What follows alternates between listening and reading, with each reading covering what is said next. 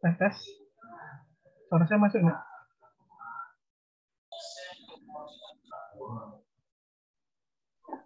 Masuk, Pak. Oke. Kita mulai. Assalamualaikum warahmatullahi wabarakatuh.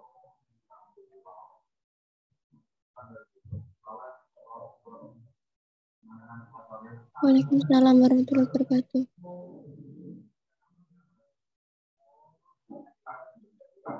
Oke, saya cek teman-teman ya yang join hari ini. Yang sudah ada di Zoom. Ada orangnya atau enggak?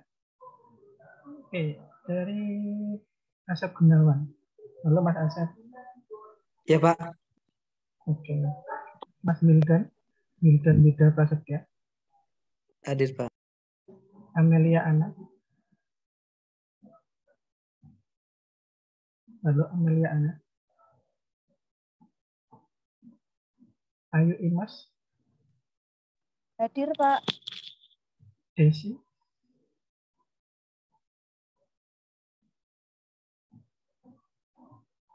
Desi. Halo Desi. Hadir, Pak. Dede Amar Kamaluddin.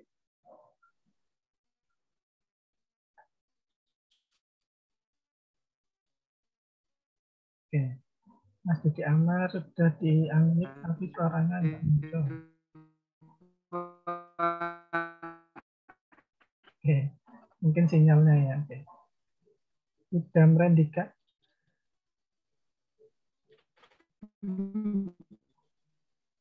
Idam Rendika. Iya, Pak. Imam Hambali. Hadir, Pak. Istifa Ijah. Hadir, Pak.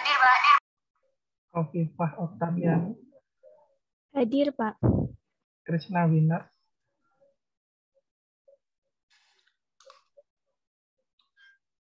Krishna Winar. Mar Atum. Hadir, Pak. Mihairul. Hadir, Pak. Nanda. Hadir, Pak. Ainun. Hadir, Pak. Ini mengulang ya? Atau kemarin belum ada? Saya ngulang, Pak. Ustia.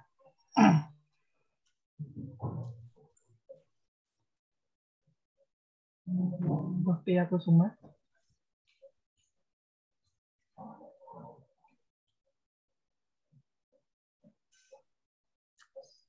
Siti Mu'arifatur. Hadir, Pak. Wildan Yuda. Hadir, Pak. Widya Amalia.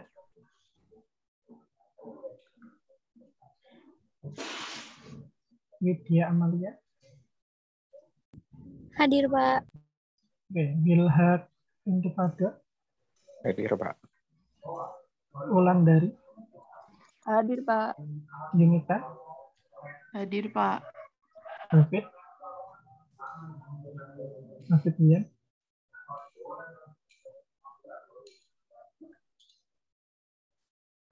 Oke, yang lainnya nanti sambil perkuliahan.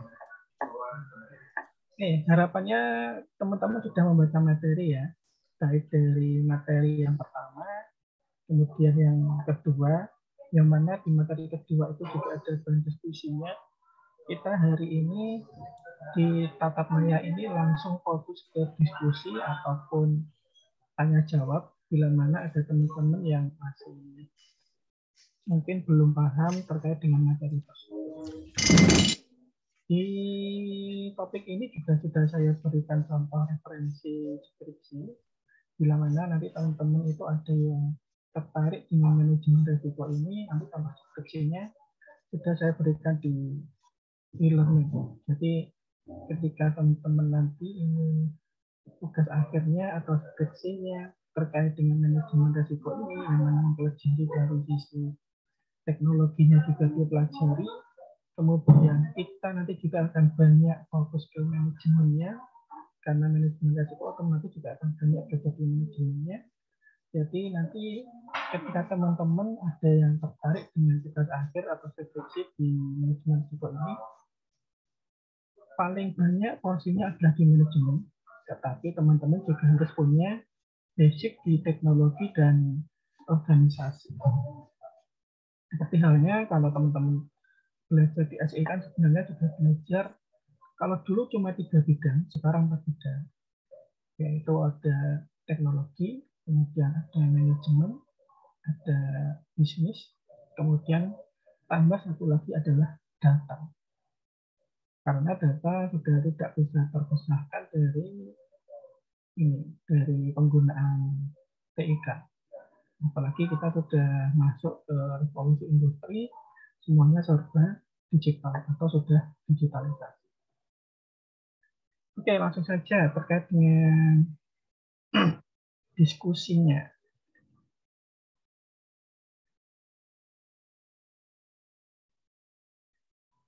Sudah tampak ya layarnya ya? Sudah, Pak. Oke. Ketika teman-teman belajar ini kan otomatis teman-teman juga ini ya, sudah mengetahui bisnis prosesnya. Nah, ketika teman-teman sudah mengetahui bisnis proses, otomatis ketika dihubungkan dengan SDLC atau metode SDLC dalam pengembangan suatu sistem, di sana kan ada beberapa tahapan, dari mulai identifikasi, kalau di sini kami menyebutnya initiation, kemudian yang kedua adalah pengembangannya atau development, kemudian implementasi, kemudian maintenance dan disposal atau evaluasinya. Nah, teman-teman juga sudah sering menggunakan portal Alma-Ata. Berarti kan teman-teman, saya rasa juga sudah tahu di sana itu bisnisnya, proses bisnisnya seperti apa. Nah, sekarang pertanyaannya yang digunakan untuk diskusi ini, semuanya itu sudah membaca materinya ya? Atau dari materi yang sudah dibaca ada yang mau ditanyakan dulu, nggak masalah, silahkan. Sebelum kita fokus ke 4 bahasan ini yang kita akan untuk diskusi. Ada yang mau ditanyakan terlebih dahulu terkait dengan materi?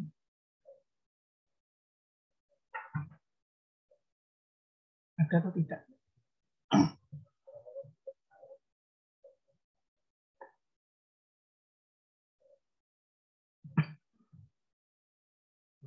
Oke, nggak ada. Kalau nggak ada, sekarang saya akan mengajak dari yang sudah hadir hari ini. Biar teman-teman juga melihat, saya akan share screen. Ini saya sudah menunjukkan partisipan. Semua bisa melihat nggak partisipan di sebelah kanan? Tidak. Partisipan di sebelah kanan Tidak, Pak. kelihatan nggak? Nggak kelihatan. Tidak.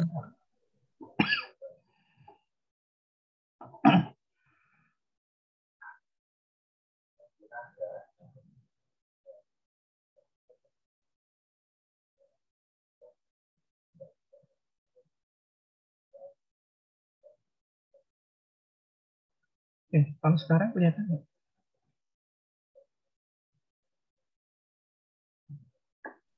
Kalau sekarang kelihatan atau enggak? Kelihatannya PPT, Pak. PPT sama itu Google Chrome.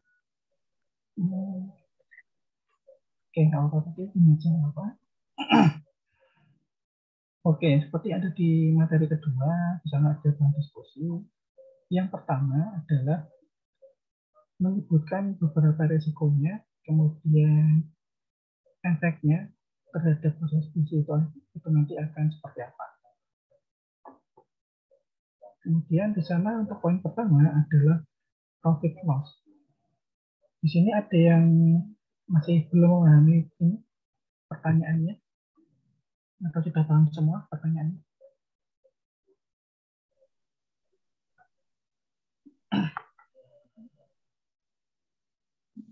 Maaf Pak, bagaimana Pak? Kurang jelas. Bisa diulangi, Pak. Oke. Di materi kedua, di sana di slide keempat, saya memberikan bahan diskusi. Di sana ada dua pertanyaan besar. Kemudian di pertanyaan yang kedua itu ada 3 sub pertanyaan.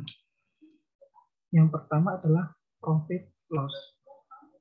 Nah, ini ada yang masih belum paham terkait dengan pertanyaannya, ataukah semuanya sudah paham pertanyaan tersebut? Belum, Pak. Belum. Bentar.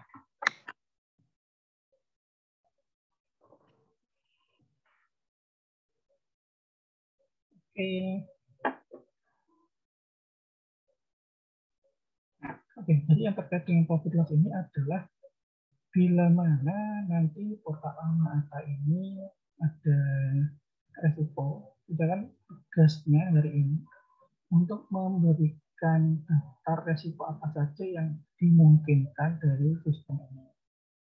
Nah, nanti berarti ketika ada resiko itu nanti ini kelebihan atau kekurangannya atau profit atau loss-nya itu seperti apa.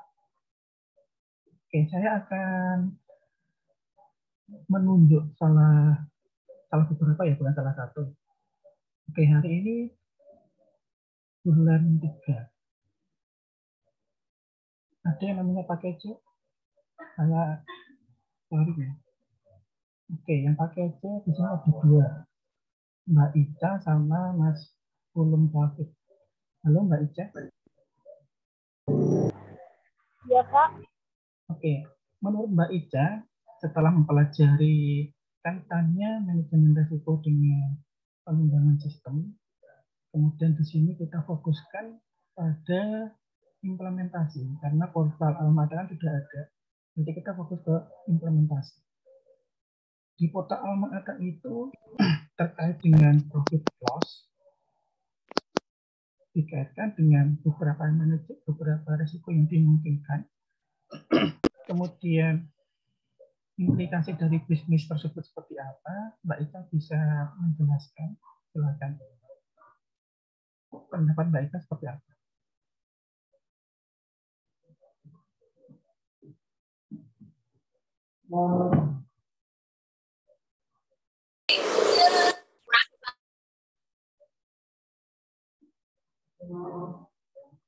Silakan Mbak Ika.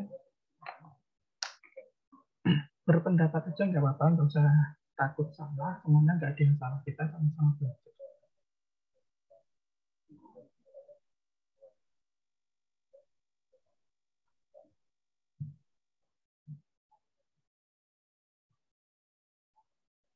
Halo Mbak Ica.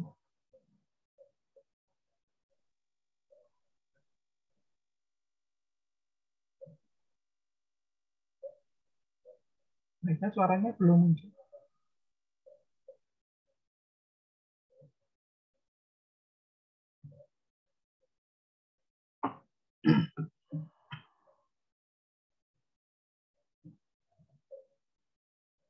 Halo Mbak Ica. Apakah terganggu?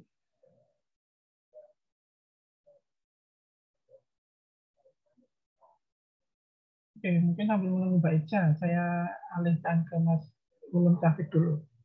Halo Mas Ulum Tafid, dengan pertanyaan yang sama, pendapat Mas Ulum Tafid seperti apa?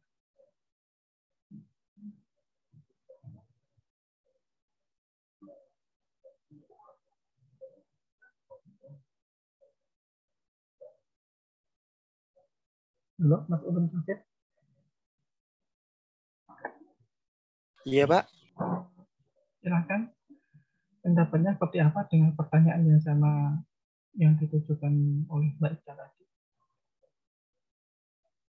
Menurut Mas Ulum Tafid, dengan studi kasus portal Alma-Ata, sebutkan beberapa resiko yang mungkin yang mungkin bisa terjadi, kemudian dampaknya seperti apa?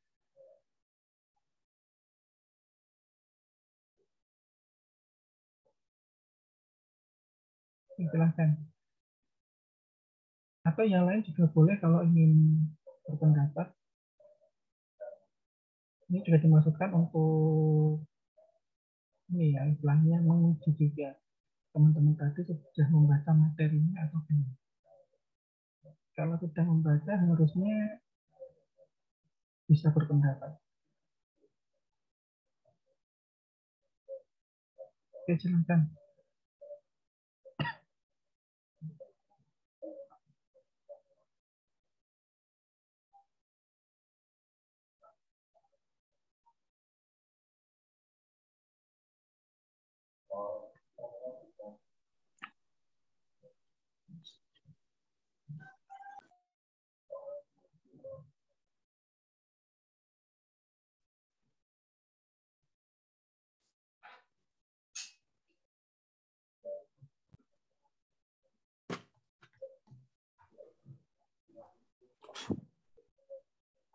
Oke, silakan. Kalau ada yang lain yang mau berpendapat, Mungkin saya, Pak, Mas. coba.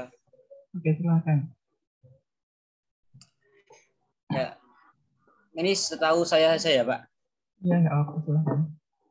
Ya, untuk dari kasus yang ada di portal Alma-Ata itu profitnya kita pasti akan dipermudah dengan adanya portal itu. Seperti kita melakukan KRS, kita melakukan pembayaran dan lain-lain. Tapi untuk loss-nya atau resikonya itu ya yang namanya kita digitalisasi ya, yang kita itu menjadi terhubung dengan internet, pasti ada resiko untuk kebocoran data. Seperti kemarin itu ya kemungkinan yang di email Arma-Ata itu kan pasti terhubung dengan portal, yaitu ada kebocoran sehingga kita itu dapat banyak WA yang terhubung ke email itu seperti kayak kode-kode OTP itu yang ya mungkin itu karena kebocoran data itu. Dan kalau misal dilalah kebetulan keamanannya itu sedang down, itu mudah diserang. Kayak kemarin kan ya ada resiko SSL-nya itu kemarin kan sempat mungkin habis ya. Jadi HTTPS-nya itu mati. Jadinya kalau kita mengakses itu harus kayak di-advance terus itu masuk ke tidak aman itu ya. Mungkin itu, Pak, dari saya. Oke, makasih Mas Gufron. Bagus. Ini sambil menanggapi tadi ya terkait dengan masalah tadi banyaknya WA terkait dengan OTP. Nah, kemarin ini juga Mas Gufron atau siapa saya lupa, ada yang WA terkait dengan Anda sudah disetujui pengajuan sebesar ini. Nah, itu sebenarnya kalau teman-teman tidak pernah mendaftar, kemudian tidak pernah mengajukan, itu diabaikan saja. Karena apa? Karena terkait dengan bahasa tersebut, dengan bahasa yang seperti tadi yang saya sebutkan, di sana tidak ada pertanyaan apakah harus konfirmasi dan sebagainya, itu tidak ada. Maka itu bisa dipastikan adalah sebuah marketing. Nah, marketingnya kenapa kok seperti itu ya? Seperti halnya kita melihat kesini-kesini, sekarang itu banyak jenis marketing ya. Ada mulai marketing yang benar-benar brutal seperti tadi. Kenapa saya katakan brutal? Ya karena di situ terkait dengan pinjaman online, kemudian tiba-tiba memberitahukan sudah disetujui. Padahal kita aja nggak pernah merasa mengajukan atau mendaftar di situ, kemudian nggak ada konfirmasi dan sebagainya. Maka itu bisa dikatakan adalah sebuah marketing atau istilahnya mempengaruhi seseorang supaya dia itu mengunjungi web tersebut kemudian nanti mendaftar. Jadi ini ada kaitannya juga dengan social engineering. Oke, itu tanggapan dari yang disampaikan Mas Bukran tadi. Sebelumnya ada yang bertanya ke saya seperti itu. Kemudian yang dijawab oleh Mas Bukran tadi sudah ya benar juga. Itu dari salah satu sisinya. Tentu saja terkait dengan profit loss ini masih banyak yang lain. Misalkan terkait dengan tadi kan cuma disebutkan KRS. Padahal di portal Alma-Ata ini selain juga KRS bisa digunakan untuk nilai apapun pendaftaran ujian dan sebagainya. Oke, makasih Mas Gufron. Kemudian yang berikutnya, yaitu pertanyaannya adalah disputing service delivery. Ini artinya apa ya, teman-teman? Ada yang bisa menjelaskan arti dari pertanyaan tersebut? Oke, silakan selain Mas Gufron dulu. Biar yang lain juga aktif. Silakan. Oh, gimana Pak? Tolong Selain soalnya. Mas Gufron dulu. Oh, iya. Biar yang lain juga kebagian keaktifannya. Teman-teman juga masih ingat kan dengan kontrak kuliahnya bahwasanya keaktifan juga menjadi unsur penilaian. Silakan. Kalau nanti aktifnya cuma diambil Mas Gufron terus, nanti teman-teman nggak kebagian keaktifan. Silakan yang mungkin mengulang mata kuliah ini.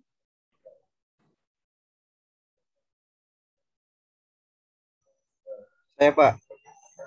Oke, silakan Mas Khairul Amin. Ya, kalau menurut saya profit dari portal UAA ini keuntungannya yang pertama mempermudah mahasiswa ya seperti yang dibilang Mas Gufron, mempermudah mahasiswa dalam pengurusan KRS. Yang kedua mempermudah mahasiswa dalam pembayaran tabungan. Yang ketiga mempermudah pendaftaran mahasiswa baru dan wisudawan. Dan yang ketiga mempermudah mahasiswa juga dalam mengakses seperti jadwal, melihat nilai dan lain-lain. Sedangkan profit loss-nya, resiko yang akan terjadi pada portal UAA ini seperti yang kita tahu kemarin itu sempat terjadi down, mungkin karena ada orang-orang yang tidak bertanggung jawab gitu yang melakukan serangan. Jadi menurut saya resiko dari portal UAA ini selain sudah disampaikan Mas Gufron, mudahnya terjadi peretasan. Dan menurut saya keamanan yang ada di portal UAA ini belum cukup aman sehingga sangat mudah terjadi yang seperti kemarin tahun, sehingga kita tidak bisa mengakses portalnya. Oke, makasih Mas Khairul. Tadi sudah disebutkan beberapa fungsi ya, beberapa fungsi atau menu yang ada di portal. Kemudian misalkan Mas Khairul dan teman-teman sudah mendefinisikan beberapa risiko yang mungkin terjadi tadi ya. Terus misalkan itu benar-benar kejadian. Misalkan Mas Khairul ataupun yang lain ditunjuk, diamani untuk memberikan solusi-solusinya. Nah, solusi yang ditawarkan oleh Mas Khairul ataupun teman-teman yang lain, solusinya apa? Kalau menurut saya Pak, ya mungkin kalau menurut saya yang paling utama karena portal UAA ini berbasis digital seperti yang disampaikan Mas Gufron, terhubung dengan internet. Tentu saya yang paling pertama adalah keamanannya dari serangan cyber yang harus ditingkatkan. Menurut saya itu saja Pak, karena jika keamanan portal UAA sudah ditingkatkan, kemungkinan seperti pencurian data dan peretasan dan lain-lain yang kejahatan-kejahatan cyber di dunia internet itu bisa dihindari, sehingga kita dapat mengakses lebih nyaman lagi Pak portal UAA. Oke. Oke, ini teman-teman yang lain. Bahwasanya kita ketahui portal mata ini bisnis prosesnya adalah untuk kemudahan teman-teman dalam pengurusan administrasi ya, dan itu semuanya serba digital. Apakah ketika menerapkan manajemen risiko ini ada skenario tersendiri dari yang awalnya digital, kemudian ada yang semi digital, ada yang kembali ke manual? Ada nggak?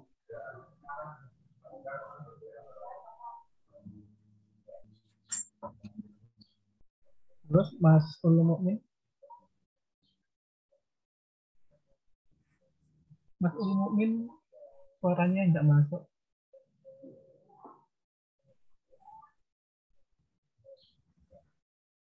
Oke, silakan yang lain. Pertanyaan saya yang terakhir tadi. Apakah dimungkinkan dari yang awalnya digitalisasi, kemudian semi digital, kemudian kembali ke manual?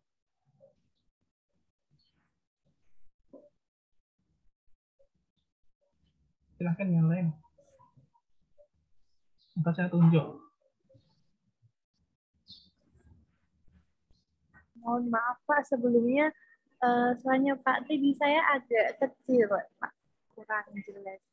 Boleh minta tolong diulang pertanyaannya Pak? Oke. Yang lain suaranya juga kecil nggak? Iya Pak, Jelas, kecil Pak Pak. suaranya Pak. Kalau di saya suaranya ngeter background. Oke, bentar. Tak ganti headset dulu ya. Ngebas kalau di sini, Pak. Gimana? Ngebas, Pak. Ngebas. Ngebas.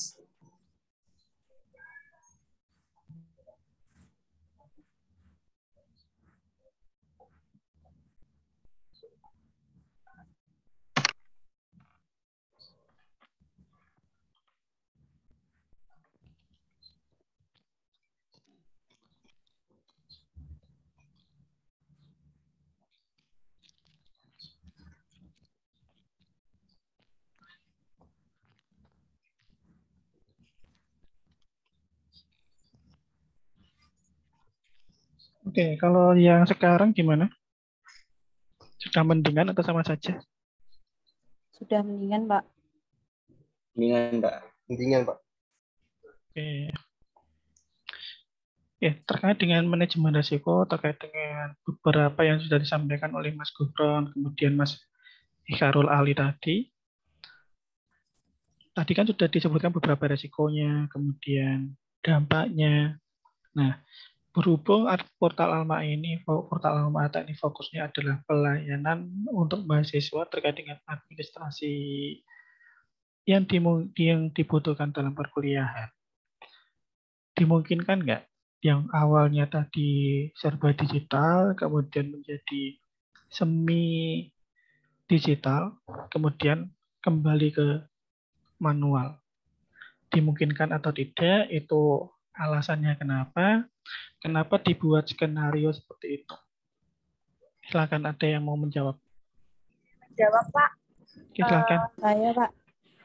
Oke, silakan Mbak Ica dulu ya. Kalau menurut saya dilihat dari kondisi sekarang juga kayaknya kalau dalam waktu dekat itu tidak dimungkinkan. Terus kalau misal dilihat dari jangka waktu panjang juga kemungkinan lebih baik memang pakai digitalisasi karena kan kedepannya juga akan banyak teknologi yang lebih gitu kan Pak. Jadi kalau kembali ke manual atau konvensional mungkin saya rasa kurang worth it gitu Pak.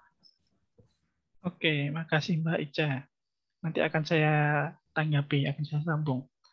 Berikutnya Mbak Ayu. Silakan Mbak Ayu.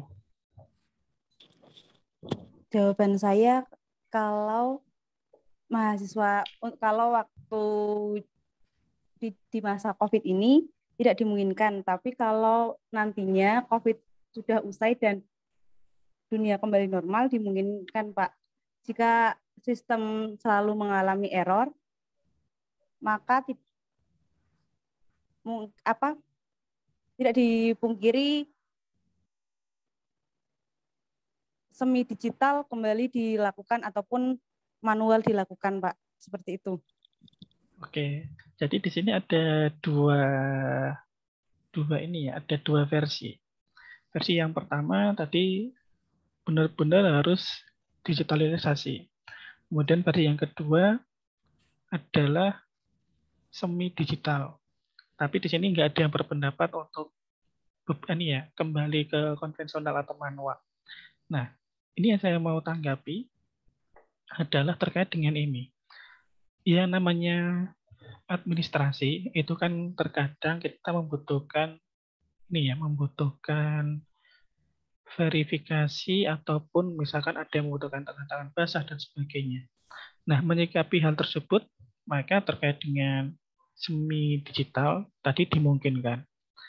Nah, bila mana ingin mendapatkan layanan yang lebih bagus lagi, solusinya seperti apa untuk mengatasi yang semi digital tadi? Misalkan saja, apalagi sekarang kita melihat perkembangan semuanya sudah serba digital, kemudian untuk pelayanan yang lebih juga serba digital, maka solusinya seperti apa atau skenario yang bisa diimplementasikan? Boleh yang lain ataupun boleh Mbak Ica atau Mbak Ayu lagi untuk menanggapi.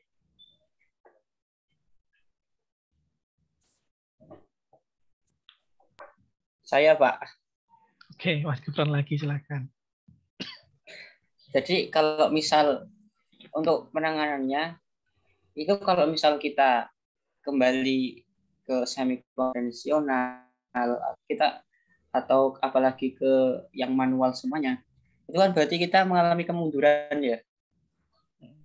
Padahal sekarang ini kan kita kalau misal mau ngurus apa-apa aja udah bisa langsung lihat portal.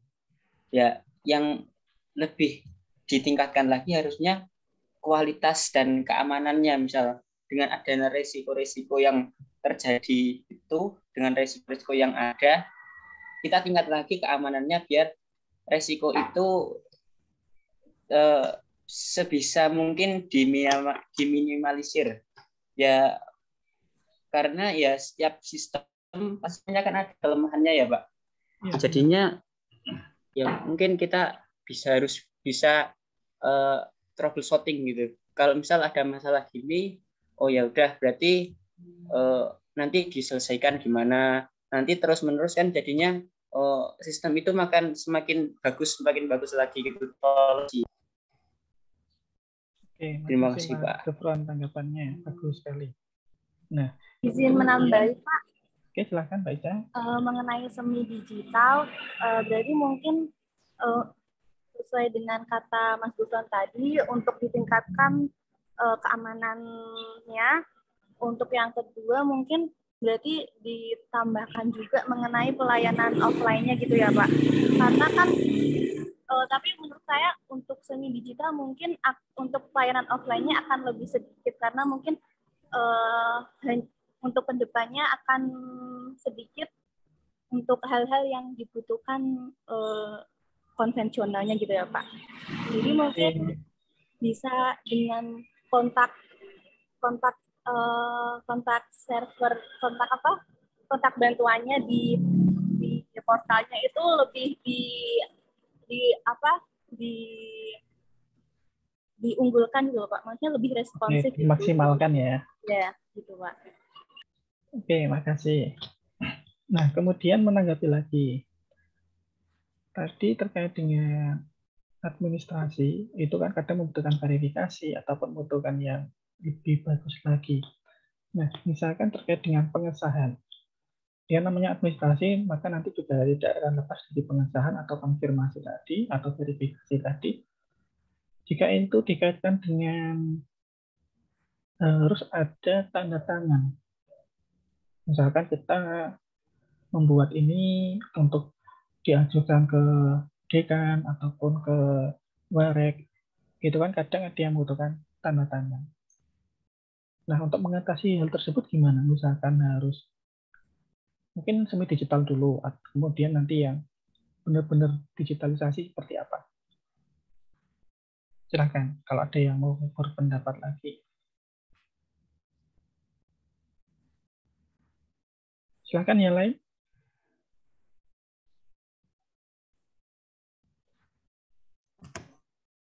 Bisa diulangi pertanyaannya, Pak? Oke, terkait dengan ini ya, terkait dengan administrasi, itu tidak akan lepas dari yang namanya verifikasi ataupun tanda tangan ataupun yang lain yang difungsikan. Oh, ini benar-benar dibuat dan benar-benar diajukan seperti itu. Nah, terkait dengan hal tadi, ada yang mengusulkan untuk semi digital, kemudian ada yang mengusulkan untuk benar-benar digital. Nah, kalau yang semi digital itu nanti konsepnya seperti apa, skenario sistemnya seperti apa, kemudian yang benar-benar digital itu juga seperti apa. Baik Pak, izin menjawab. Ya, silakan. Jadi kalau menurut saya Pak, dari seni digitalnya dulu, terkait administrasi kan biasanya admin memerlukan ini Pak, apa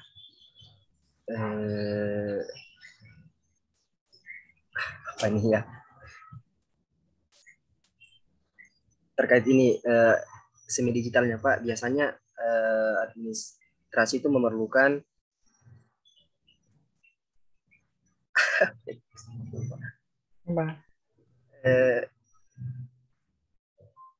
apa ini? Lupa. Oke, silakan nyalain sambil menunggu Mas Ikhairul menyiapkan jawaban yang lebih baik lagi. Saya izin menjawab, Pak. Oke, silakan Mbak Salma. Kalau di yang kemarin kan KTM itu emang harus ada tanda tangan DPA gitu kan, Pak. Nah, itu bisa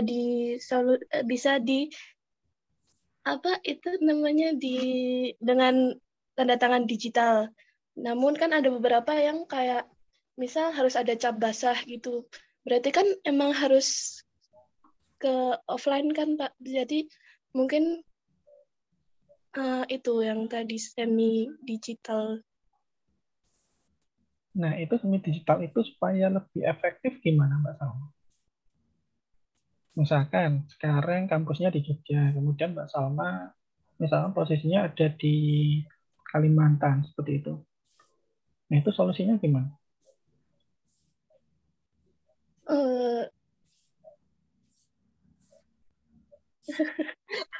Menjawab Pak, boleh Pak? Boleh, silakan. Mas Asep. Kalau misalnya kan di masa pandemi ini ya Pak, kan membutuhkan tanda tangan. Sedangkan saya tuh jauh kan kampus itu di Jogja kan. Sedangkan saya itu harus mendatangani misalnya berupa administrasi gitu ya Pak. Yang pertama yang saya lakukan yaitu kan sekarang kan tanda tangan kan bisa melalui pos gitu Pak kan. Kita bisa melakukan tanda tangan, misalnya kita mendownload brosurnya, terus kita tanda tangan, kita kirim saja ke pos gitu Pak. Oke. Ada lagi Mas Asep? Atau itu aja? Cukup Pak segitu. Oke, yang lain ada lagi? Izin menambah. Saya Pak.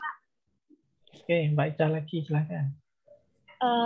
Untuk yang semi formal, semi digitalisasinya mungkin misal kita butuh hal-hal kayak tanda tangan dan lain-lain yang perlu konvensional gitu, mungkin kembali lagi ke tadi jawaban saya, yaitu mungkin kita bisa ada fitur kayak jadi kita langsung bicaranya ke staf khusus ya, gitu. atau admin ya. Nanti stafnya bisa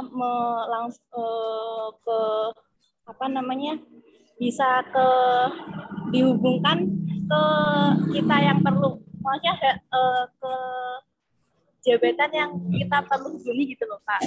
Maksudnya apa yang kita butuhkan, jadi stafnya itu memberitahu ke situ, terus nanti kalau udah selesai kita kembali lagi ke portalnya untuk mendapatkan konfirmasi dari stafnya. Nah, untuk yang full digital mungkin kita bisa langsung terhubung, ada fitur terhubung langsung ke apa yang kita perlu hubungi gitu Pak. Cuman mungkin dari sananya yang bisa jabatan yang lebih tinggi mungkin lebih sibuk gitu Pak. Oke, tadi seperti ada yang mau berpendapat lagi. Saya Pak. Oke. Mbak Ayu dulu, terus lanjut Mas Krisna. Iya. Kalau menurut saya kalau semi digital yaitu kalau digitalnya yaitu menerapkan atau menggunakan portal, email ataupun e-learning. Dan untuk semi digitalnya yaitu bisa langsung datang ke kampus. Kalau full digital yaitu dengan meminta tanda tangan melalui email ataupun WA pihak-pihak yang bersangkutan seperti itu, Pak. Yo, kuning wae apik kok. Oke. Halo Mas Krisna. Apakah mau berpendapat?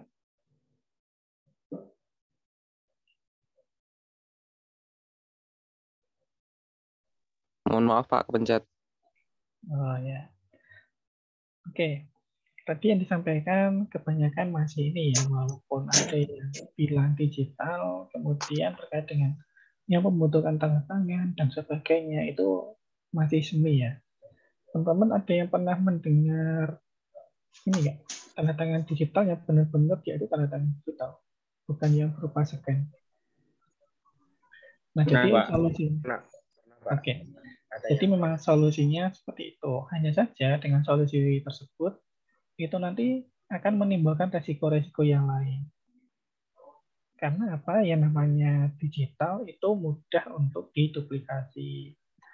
Tetapi sebenarnya dengan kemudahan duplikasi tersebut, ketika ingin ditelisik atau ingin ditelusur lebih jauh lagi, sebenarnya di sana juga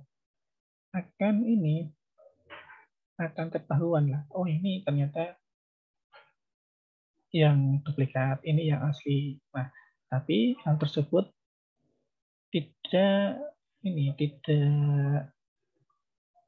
belum semuanya itu mengetahui cara bagaimana ceknya, walaupun itu sebenarnya juga cukup mudah. Jadi fokus pada pertemuan hari ini, teman-teman tadi sudah banyak belajar terkait dengan kasus ini, resikonya seperti apa. Kemudian jika dikembangkan lagi dengan lain, ternyata ditemukan lagi resiko yang lain. Nah, jadi pada pertemuan ini, pada intinya adalah teman-teman ketika belajar di manajemen risiko ini, wawasannya harus luas, kemudian harus bersikap dengan sudut pandang manapun. Jadi jangan hanya fokus pada misalkan teman-teman adalah mahasiswa komputer, kemudian hanya fokus pada teknologi saja, itu jangan. Tetapi harus benar-benar wawasannya luas, pandangannya luas, kemudian harus bisa memetakan mana yang prioritas, kemudian dari yang prioritas tersebut dibuatkan beberapa skenario. Skenario untuk apa? Untuk jaga-jaga, misalkan yang A ini nggak terlaksana, bisa dilakukan dengan yang B, dan seterusnya. Jadi dari diskusi tadi yang panjang lebar, sebenarnya yang jadi titik poinnya adalah hal tersebut. Oke, sampai sini paham? Paham, Mbak. Oke. Nanti jangan lupa untuk materinya dipelajari kembali. Kemudian terkait dengan tadi, yang misalkan ada yang tertarik dengan mata kuliah ini, kemudian kedepannya ingin dijadikan sebuah tugas akhir atau skripsi, tadi sudah saya berikan beberapa contoh skripsi yang terkait dengan manajemen risiko ini. Oke, sebelum ditutup, ada yang mau ditanyakan? Kita sudah lebih 5 menit. Barangkali ada yang masih ada kuliah, nanti biar bisa kuliah di mata kuliah yang lain. Silakan kalau ada yang mau ditanyakan sebelum saya tutup. Tidak, Pak. Sudah cukup semuanya? Cukup, Pak. Cukup, Pak. Oke, mungkin itu saja teman-teman yang dapat kita pelajari dan kita diskusikan tadi. Banyak hal yang tadi bisa kita diskusikan. Semoga dari hal diskusi tadi dapat memudahkan atau membantu mencerna lebih bagus lagi pemateri terkait dengan topik perkuliahan hari ini. Kita akhiri dengan mengucapkan adalah alhamdulillahirrahmanirrahim. Mohon maaf, saya akhiri. Wassalamualaikum warahmatullahi wabarakatuh. Waalaikumsalam warahmatullahi wabarakatuh. Waalaikumsalam warahmatullahi wabarakatuh. Terima kasih, Pak.